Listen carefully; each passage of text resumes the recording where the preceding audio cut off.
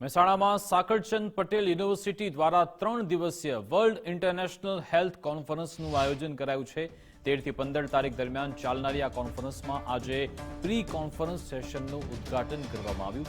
આ પ્રસંગે મ્યાનમાર કાઉન્સિલના સભ્ય ડોક્ટર રત્નનાથજી અને ઇનોવેશન એન્ડ રિસર્ચ સેલના એમડી ડોક્ટર રેડ્ડીજી મુખ્ય મહેમાન તરીકે ઉપસ્થિત રહ્યા। આ કોન્ફરન્સમાં 1800થી વધુ પ્રતિભાગીઓ નોંધાયા છે, જેમને 28થી વધુ નિષ્ણાંતો દ્વારા માર્ગદર્શન આપવામાં આવશે।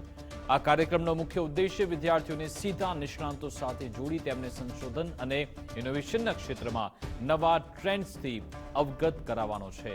14 અને 15 તારીખે નેશનલ ફોરેન્સિક યુનિવર્સિટી ગાંધીનગર ખાતે આયોજન ચાલુ રહેશે, જેમાં અમેરિકા, સ્વિટ્ઝરલેન્ડ, મલેશિયા અને કુવૈત જેવા દેશોના નિષ્ણાંતો વ્યાખ્યાન આપશે।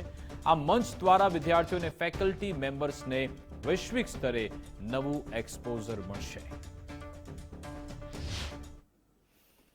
સાકળચંદ પટેલ યુનિવર્સિટીએ વર્લ્ડ ઇન્ટરનેશનલ હેલ્થ કોન્ફરન્સનું આયોજન કરવામાં આવ્યું છે।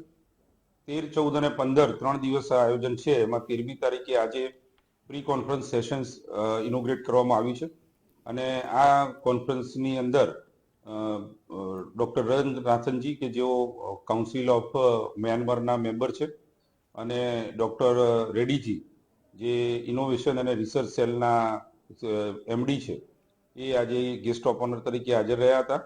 આ કોન્ફરન્સની અંદર 1800થી વધારે પાર્ટિસિપેશન કરી રહ્યા છે અને 28થી વધારે આજે એક્સપર્ટ સેશન એ સાકળચંદ પટેલ યુનિવર્સિટીના અલગ અલગ ઇન્સ્ટિટ્યૂટ્સમાં ચાલી રહ્યા છે।